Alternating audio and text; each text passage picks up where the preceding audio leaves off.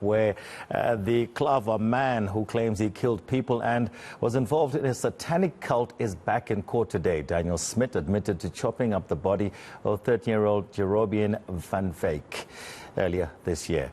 The boy's body parts were found in Smit's yard after the teenager went missing. The 56-year-old says he's committed at least 4 murders.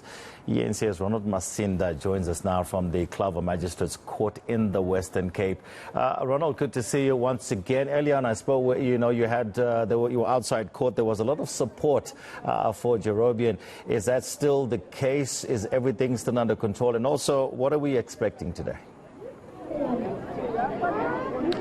Good morning, Tony. Well, we are still waiting for the arrival of Daniel Smith. He was expected to arrive here at the Klawer Court at around 10 o'clock. But what we can say is that the crowd that is gathered outside court has grown in numbers. We're also seeing political leaders from the Western Cape's division of the EFF, as well as civil society groups. But a notable absentee at today's proceedings is the mother of Jerobian Smith, Mrs. Teresa van Wyk. We are being told that she is in ill health. She has been so ever since the first court appearance of Daniel Smith. And the last time she actually collapsed outside of court, she was rushed into the local clinic here in Klawer. But the many people that are here are saying that they are up in arms. They're saying that they want to take matters into their own hands, because on the Wednesday that Jerobian Smith went missing, lots of eyewitnesses pointed towards the direction of the house of Daniel Smith, which is not too far away from here. And Jerobian van Wyk's mother then approached Mr. Daniel Smith, asking where her son was, and she alerted police, and police were slow to react. In fact, police only reacted 2 days later. That is when the gruesome discovery of his dismembered body was found inside a septic tank at Daniel Smith's house. But joining me now, I see Billy Clausen. He is an activist in the area. Thank you so much, Billy, for your time. I mean, the community obviously is still in shock, but how often do we hear of such cases? We know in this area, I think this is one of the most gruesome murders I've ever seen in my life. And also in this community, or the communities around, there were some murders in the past, but not as gruesome as this one is.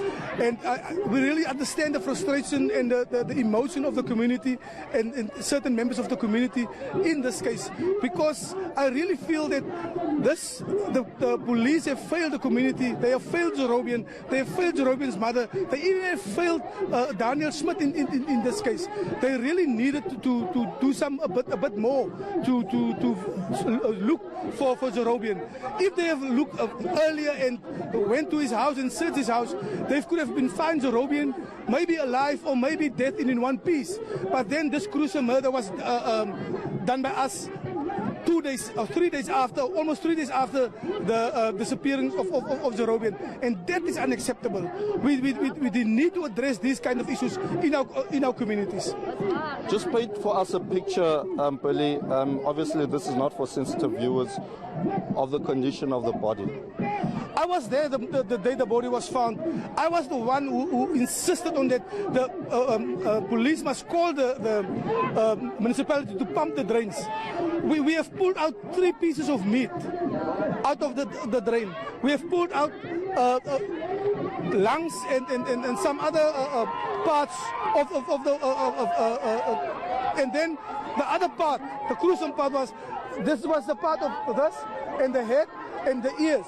It is only a skin, but there was no bones.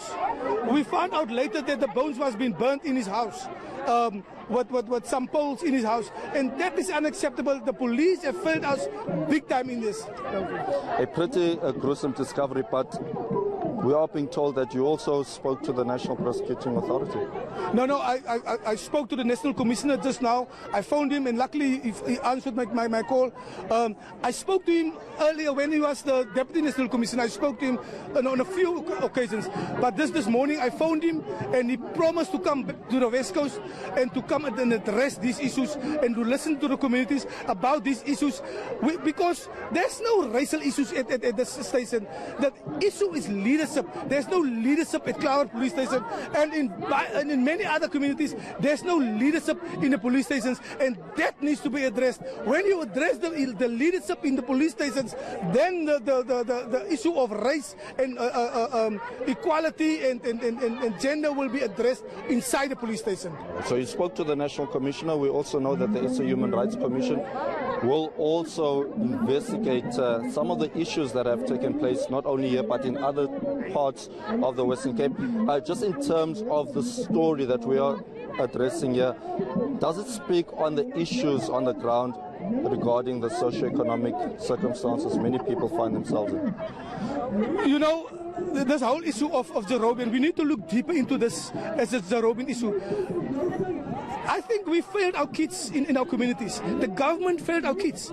There must be systems in place to see that the kids must be in school. If Jerobian was in school, this kind of things wouldn't not have happened. But we need to address this in a manner that will be more sensitive in our communities. I think the socio-economic problems in our communities are very huge.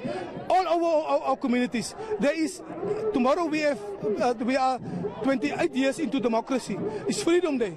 But what freedom can our people on the farm show? What freedom can our people in rural communities show when they need to be scared if they speak out, when they need to be scared if they speak out on farms on certain issues? I really think that the government must do more to address the social economic challenges in our communities. Very, very lastly, Billy, what can we expect today in court? We do know that the accused doesn't want bail. Ronald, I think this is the scoop for you. I really, you don't want to apply for bail. I really need to see justice in this thing. And the only justice that we want, there won't be no justice for Jerobian anymore because he's no more. But the justice for the community will be if he is going to get life imprisonment. Yes. They must throw the keys of his cells away. Yes. The other thing is, we just heard along the grapevine that he will apply for a psychiatric evaluation and he will be sent to some institution just for evaluation. This is what we just heard. But this is unacceptable. We need that he must answer for the gruesome deeds that they have done to a young child, to an innocent child. He must really, this was a horrified deed that they have done. He must answer to that question, and this needs to come to an end. We really need, we understand the frustration of Klawer. We understand it because such a thing never happened there. And when you speak out about this, there's also the colored community or the black community and the white community. We need to take hands. We need to, there's this other thing of the people that have, the children that have slaughtered or killed the lambs on the farms. This is unacceptable. But you will only challenge this if you address the socio-economic challenges in our communities. All right, Billy, thank you very much indeed. That was Billy Carson, also echoing much of the calls made here of people calling for justice. We did pick up the defense attorney of Mr. Smit walking by, so we will be entering court in a short while. Ronald Masinda, thank you so much for your reporting, and we'll catch up with you a little bit later once those court proceedings do start.